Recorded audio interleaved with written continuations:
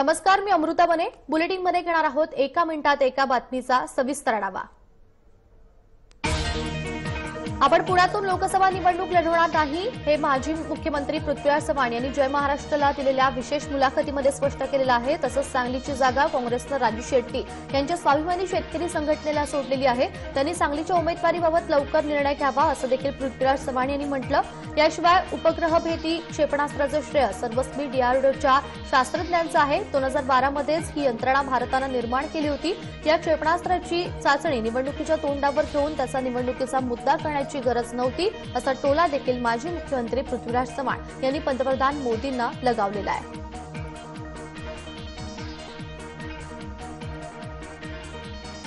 काँग्रेस, राष्ट्रवादी आघाडी आणि स्वाभिमानी शेतकरी संघटना यांच्याकडून सांगलीचा उमेदवार कोण असेल हा तिढा अद्याप कायम आहे. सांगलीच्या जागेवर स्वाभिमानी शेतकरी संघटनेनं आपला दावा कायम ठेवलाय. उमेदवार कोण याचा निर्णय नसला तरी स्वाभिमानीच्या चिन्हावरच तो निवडणूक लढेल हे मात्र निश्चित असल्याचं खासदार राजू शेट्टी यांनी सांगितलं.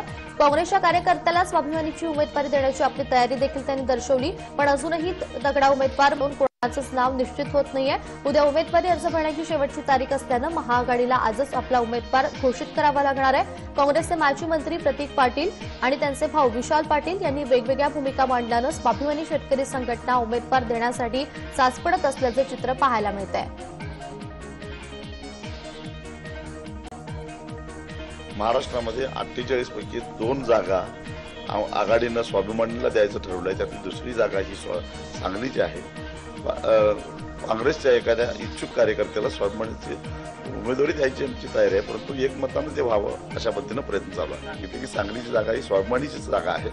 उमेदवाराच्या नावाबद्दल चर्चा होऊ शकते. प्रतीक पाटील माझे अतिशय घनिष्ठ असे मित्र आहेत, भावासारखे आहेत आणि त्यांचं नातं माझं नातं राजकारणाच्या पलीकडचं आहे. ते वेगळ्या पक्षात आहेत, मी वेगळ्या पक्षात. आता तर त्यांनी त्यांच्या पक्षाचा राजीनामा दिला आहे, पण व्यक्तिगत नात्यात आणि मैत्रीत फरक पडत नाही. खासदार राजू शेट्टी यांनी हातकणंगले मतदारसंघातून आज उमेदवारी अर्ज दाखल केला. बैलगाडीतून मिरवणूक काढत शेट्टी यांनी जोरदार शक्ती प्रदर्शन करत आपला अर्ज दाखल केलेला आहे. यावेळी राष्ट्रवादीचे प्रदेशाध्यक्ष जयंत पाटील, आमदार हसन मुश्रीफ, खासदार धनंजय महाडिक, रविकांत तुपकर यांच्यासह महाआघाडीचे नेते उपस्थित होते. गेल्या 5 वर्षात गुन्हे वाढले, मात्र संपत्तीपैकी मुंबईतलं असलेलं घर विकावं लागल्याची खंत राजू शेट्टी यांनी जय महाराष्ट्रशी बोलताना व्यक्त केलेली आहे. अजूनही गुन्हे दाखल होण्याची भीती असून त्याला घाबरणार नाही असं देखील त्यांनी सांगितलेलं आहे. मी माझ्या भूमिकेशी ठाम आहे, शेतकऱ्यांच्या बरोबर आहे. त्यांनी शेतकऱ्याला सोडलं म्हणून आम्ही त्यांना सोडलं. आम्ही शेतकऱ्यांच्या बरोबरच आहोत. माझं मुंबईतलं घर विकावं लागलं मला गेल्या 5 वर्षामध्ये. बाजारभावातल्या किमती वाढल्यामुळे जमिनीच्या संपत्ती वाढलेली दिसते. जाणीवपूर्वक घातलं. अजून किती निघणार आहेत मला माहित नाही, पण काही फरक पडत नाही. कितीही गुन्हे घाला, लढाई थांबणार नाही. अजून कितीही गुन्हे दाखल केला तरी मागे हटणार नाही. सांगली लोकसभा मतदारसंघातून भाजपचे उमेदवार आणि विद्यमान खासदार संजय काका पाटील यांनी आज आपला उमेदवारी अर्ज दाखल केला. सहकार मंत्री सुभाष देशमुख आणि महसूल मंत्री चंद्रकांत पाटील यांच्यासोबत संजय काका पाटील यांनी सांगली जिल्हाधिकारी कार्यालयात उमेदवारी अर्ज दाखल केला. या निवडणुकीत आपण मोठ्या मताधिक्यानं विजयी होऊ असा विश्वास संजय काका पाटील यांनी व्यक्त केला. तर पश्चिम महाराष्ट्रातल्या सर्व जागांवर युतीचेच उमेदवार विजयी होतील असा विश्वास चंद्रकांत दादा पाटील यांनी व्यक्त केलेला आहे. अर्ज करून आलोय. भाजप सेना आणि महायुतीच्या वतीनं माझी उमेदवारी जाहीर केल्यानंतर आज अर्ज भरण्याची प्रक्रिया मी आज करून आलेला आहे. वातावरण अतिशय चांगलं आहे. मोठ्या मताधिक्यानं त्या लोकसभा मतदारसंघातून आशीर्वाद रूपीनं मला मोठं मताधिक्य देऊन ही सगळी मतदार बंधू भगिनी निश्चितपणानं मला मोठ्या मताधिक्यानं विजयी करतील. सांगली लोकसभा मतदारसंघात वसंतदादांचे नातू आणि माजी केंद्रीय राज्यमंत्री यांचे छोटे बंधू विशाल पाटील यांनी सांगली लोकसभा निवडणूक लढवण्याचा निर्णय घेतलेला आहे. सांगली लोकसभा काँग्रेसच्या हक्काची जागा असताना ती स्वाभिमानीला देण्यात आल्यानं सांगलीत काँग्रेस कार्यकर्त्यांमध्ये संतापाची लाट आहे. विशाल पाटील हे सांगलीला सक्षम उमेदवार असतानाही काँग्रेसला उमेदवार मिळत नसल्याच्या वावड्या उठवल्या जात आहेत. त्यामुळे काँग्रेस श्रेष्ठींना धडा शिकवण्यासाठी वसंतदादा गटानं विशाल पाटील हेच आपले उमेदवार असल्याचं जाहीर केलं. विशाल पाटील यांनी स्वाभिमानी स्वाभिमानीकडून लढावं अशी ऑफर राजू शेट्टी यांनी दिली असली तरी विशाल पाटील यांनी अपक्ष लढवण्याचा निर्णय घेतलेला आहे। त्यामुळे सांगलीच्या हक्काच्या जागेसाठी काँग्रेस नेते कार्यकर्ते हे अजूनही प्रयत्नशील आहेत। त्यामुळे विशाल पाटील हे बंडखोरी करणार यात काही शंका नसल्याचं बोललं जात आहे।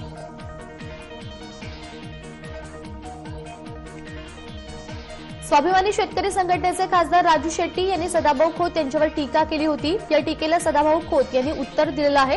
राजू शेट्टींनी टीका करण्यापेक्षा त्यांनी पराभवाला सामोरं जावं अशी टीका खोत यांनी केली। सदाभाऊ खुर्चीसाठी जन्मलेला नाही, मात्र राजू शेट्टी यांनी सत्तेसाठी अनेकांची हातमिळवणी केली असा पलटवार सदाभाऊ खोत यांनी केलेला आहे। राजू शेट्टींचा सगळा प्रवास जर बघितला तर आपल्या लक्षात येईल की गेल्या 30 वर्ष चळवळीमध्ये मी काम करत आहे, ते माझ्याबरोबर चळवळीमध्ये काम करत आहेत। जिल्हा परिषदेची निवडणूक त्यांनी शेतकरी संघटना शरद जोशींचा फोटो वापरून लढवली। त्याच्यानंतर येणाऱ्या विधानसभेच्या निवडणुकीमध्ये काँग्रेसचा छुपा पाठिंबा घेऊन ती निवडणूक जिंकली। गेल्यावेळी मोदी लाट आल्याबरोबर लगेच त्यांनी आपली पाठ फिरवली आणि मोदी लाटेवरती स्वार झाले, ती निवडणूक जिंकली। त्यांना हा ढोंगी माणूस आहे आणि लोकांना भावनिक करायचं आणि निवडणुका जिंकायचा असा हा यांचा व्यवसाय। यांना यांच्या पलीकडे काही कळत नाही। लोकसभा निवडणूक निकालांबाबत आलेले सर्वे हे बोगस असून लोकांचे जनमत दुसरीकडे वळवण्याचा प्रयत्न सुरू असल्याचा आरोप राष्ट्रवादीचे प्रदेशाध्यक्ष जयंत पाटील यांनी केला। राष्ट्रवादीच्या द्वारे अपप्रचार सुरू असल्याची टीका देखील त्यांनी केलेली आहे। पार्थ पवार, धनंजय महाडिक यांच्यासह यावेळी महाआघाडी गेल्या निवडणुकीपेक्षा तिप्पट जागा मिळवतील असा विश्वास देखील त्यांनी व्यक्त केलेला आहे।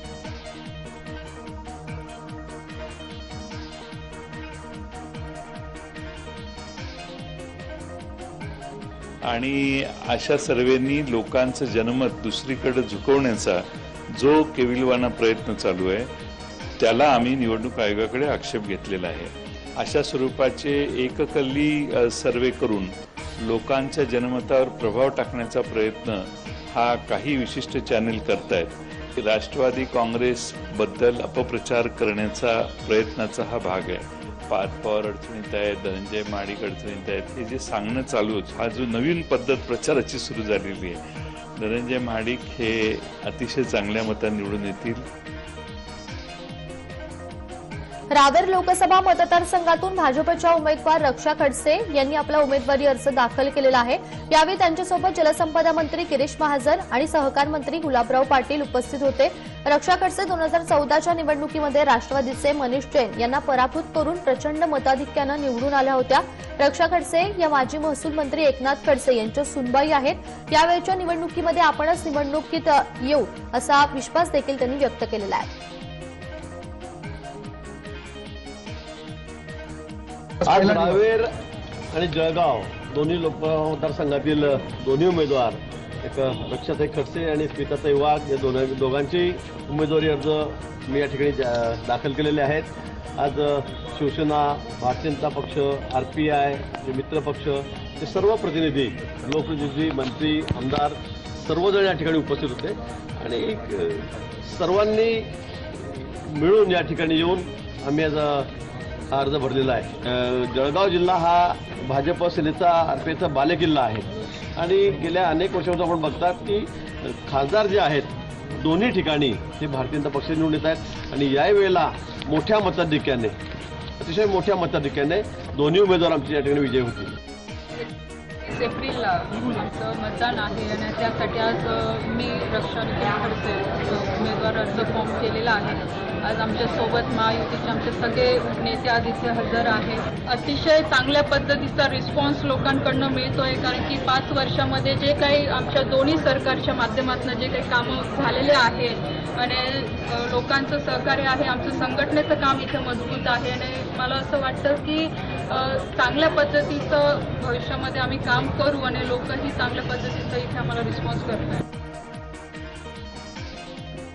पश्चिम महाराष्ट्रातील युतीच्या सर्वच जागा विजयी होतील असा विश्वास महसूल मंत्री चंद्रकांत पाटील यांनी सांगलीमध्ये व्यक्त केला। अनेक जागांवर काँग्रेसला उमेदवार मिळत नाहीत, त्यामुळे आमच्या युतीच्या उमेदवाराचा विजय निश्चित असल्याचंही चंद्रकांत दादांनी स्पष्ट केलं।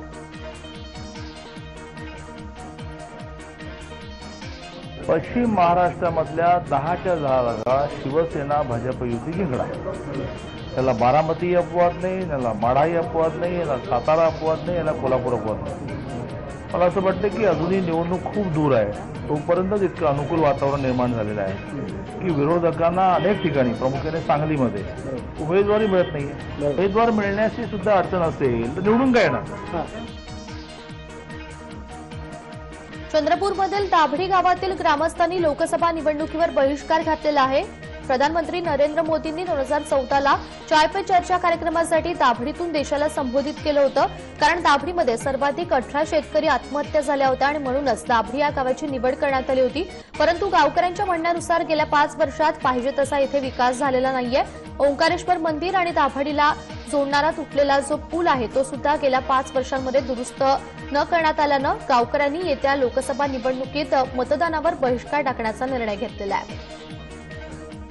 गावकऱ्यांनी आज त्यांच्या या बोलण्यावर होणाऱ्या लोकसभेवर आम्ही सर्व गावकऱ्यांनी हा निर्णय घेतला की मतदानच आम्ही करणार नाही.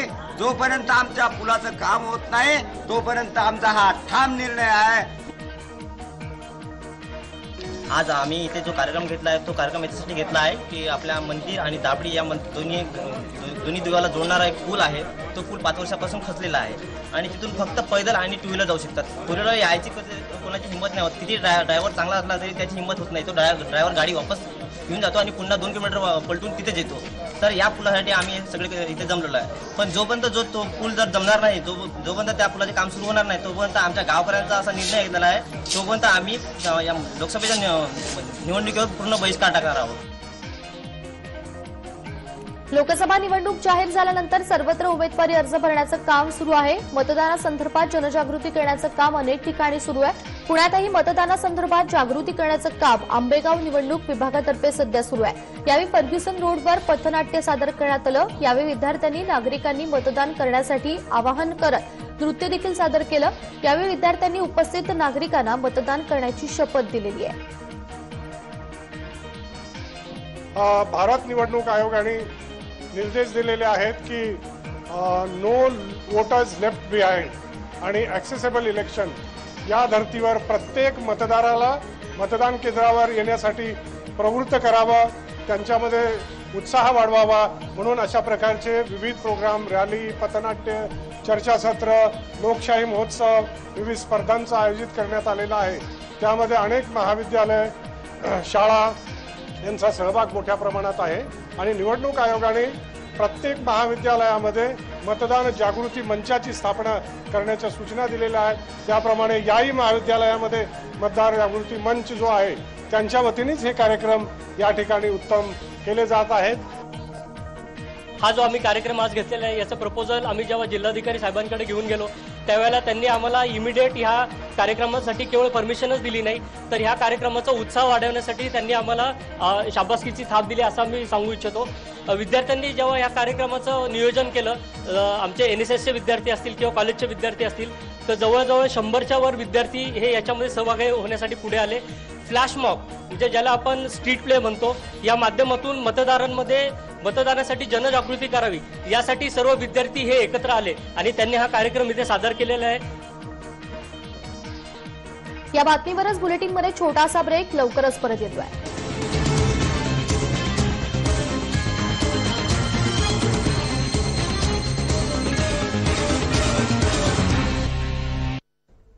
ब्रेकनंतर पुन्हा एकदा एका मिनिटात एक न्यूज. मोदींनी पुलवामावरून पुन्हा एकदा विरोधकांवर टीका केलेली आहे. मेरठमध्ये आज त्यांनी विरोधकांना चांगलंच धारेवर धरलं. मोदींनी बालाकोट एअर स्ट्राईकवर भाष्य का करू नये असा सवाल पंतप्रधानांनी यावेळी विचारलेला आहे. कांग्रेस के नामदारों के राग दरबारी कहते हैं कि ऐसी बातें मोदी को नहीं करनी चाहिए. मोदी को बालाकोट की एयर स्ट्राइक की बात नहीं करनी चाहिए. मोदी को आतंकवाद के खिलाफ लड़ाई की बात नहीं करनी चाहिए. मोदी को देश की रक्षा और सुरक्षा का मुद्दा नहीं उठाना चाहिए। पंतप्रधान नरेंद्र मोदी यांची उत्तर प्रदेशमधल्या मेरठमध्ये आज पहिली सभा होती। त्या सभेमध्ये मोदींनी काँग्रेसवर हल्लाबोल केलाय। मी काय केलं याचा हिशेब देणार आणि बाकीच्यांचाही हिशेब घेणार असा टोला त्यांनी विरोधकांना लगावलेला आहे। आपके आशीर्वाद को मैं ब्याज सहित लौटाऊंगा।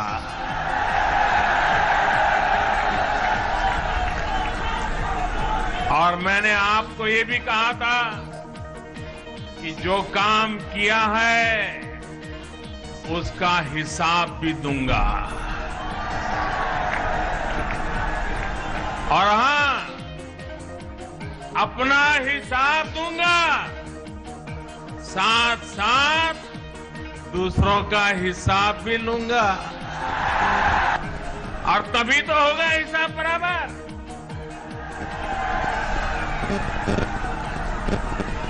और आप तो जानते हैं मैं चौकीदार हूं, और चौकीदार कभी नाइंसाफी नहीं करता है। राज्यात 1 एप्रिलपासून होणारी 6% वीज दरवाढ टळलेली आहे। वीज दरवाढ होणार नसल्याची माहिती वित्तमंत्री सुधीर मुनगंटीवार यांनी दिली। 1 एप्रिलपासून महावितरण 6% वीज दरवाढ करणार होतं। ऐन उन्हाळ्यामध्ये विजेच्या दरात वाढ होणार असल्यानं नागरिकांमध्ये नाराजीचा सूर होता। मात्र विजेच्या दरात वाढ न करण्याचा निर्णय सरकारनं घेतला असून यामुळे वीज ग्राहकांना दिलासा मिळाला आहे। त्यांची बॅलन्स शीट योग्य व्हावी म्हणून 6% दरवाढ करावी असं काही शेतकऱ्यांमध्ये सुचवलं, पण याचा अर्थ बोर्डाने त्याला मान्यता दिली असं होत नाही। मी स्वतः या संदर्भात काल सन्माननीय ऊर्जा मंत्री बावनकुळेंशी संपर्क साधण्याचा प्रयत्न केला होता। माझा संपर्क झाला नाही, पण आज रात्री ते आणि मी सोबत आहे। या राज्यामध्ये विद्युत ग्राहकांवर दरवाढ होऊ नये हा माझा व्यक्तिगत आग्रह पक्षाच्या माध्यमातून मी ऊर्जा मंत्र्यांपर्यंत पोहोचवणार आहे। जळगावमध्ये काँग्रेसच्या पदाधिकाऱ्यांमध्ये झालेल्या वादाचं रूपांतर काँग्रेस सरचिटणीसांवर शाई फेकण्यामध्ये झालं। काँग्रेसच्या माजी शहराध्यक्ष अरुणा पाटील यांच्याकडील पदभार काढण्यावरून हा वाद झाला। या वादातून अरुणा पाटील यांनी जिल्हा सरचिटणीस अजबराव पाटील यांच्या अंगावर शाई फेकली।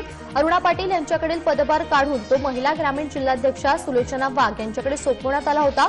याबाबत अरुणा पाटील यांनी वरिष्ठांपर्यंत तक्रारी केल्या होत्या आणि त्यानंतर काँग्रेसच्या महिला प्रदेशाध्यक्षा चारुलता टोकस यांनी अरुणा पाटील यांचा पदभार काढल्याचं पत्र प्रसिद्ध केलं। त्यामुळे संतप्त झालेल्या अरुणा पाटील यांनी काँग्रेस भवनात जाऊन अजबराव पाटलांच्या अंगावर शाई फेकली। यावेळी अरुणा पाटील यांच्यासोबत 8-10 कार्यकर्ते उपस्थित होते।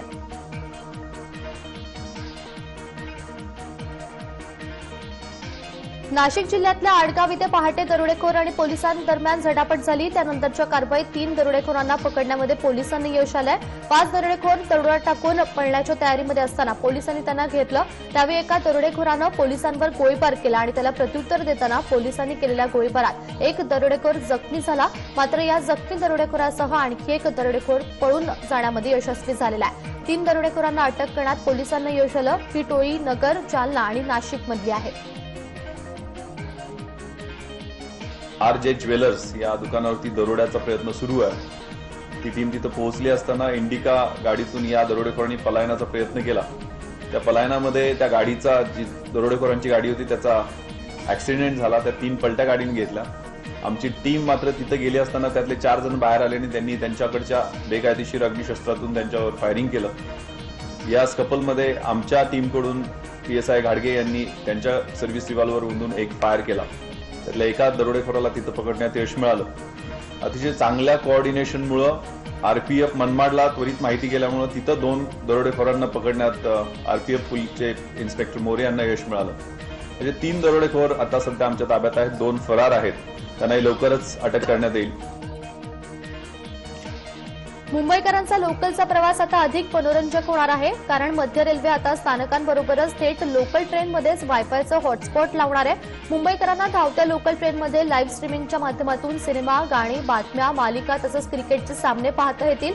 अर्थात या वायफाय हॉटस्पॉटच्या चाचण्या सुरू झाल्या असून जुलै महिन्यामध्ये ही सेवा प्रवाशांना मिळण्याची शक्यता आहे. पश्चिम रेल्वेही आपल्या प्रवाशांना अशा प्रकारची सुविधा देण्याच्या तयारीत आहे. मात्र पश्चिम रेल्वेवर अद्याप या संदर्भातली चाचणी सुरू झालेली नसल्याचं समजतंय.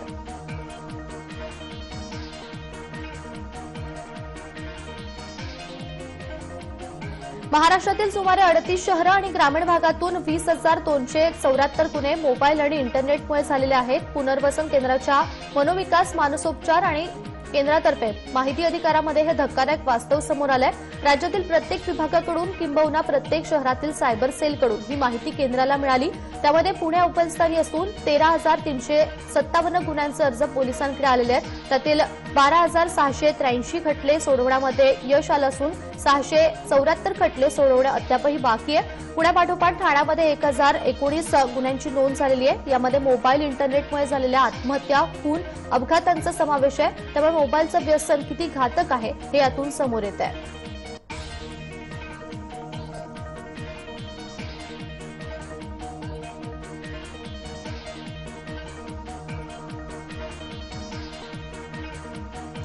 पुणेकरांसाठी एक आनंदाची बातमी. पुणे शहरावरील पाणी कपात टळलेली आहे. खडकवासला धरणातील पाणीसाठा हा पुढील 3 महिने पुरेल इतका झालेला आहे. शहराला पाणी पुरवठा करणाऱ्या धरणामध्ये सध्या 10.60 टीएमसी इतका पाणीसाठा आहे. त्यातून ग्रामीण भागाला पिण्यासह शेतीला पाणी देण्यात येणार आहे. पुणेकरांना आता 5.38 टीएमसी इतकं पाणी मिळणार आहे.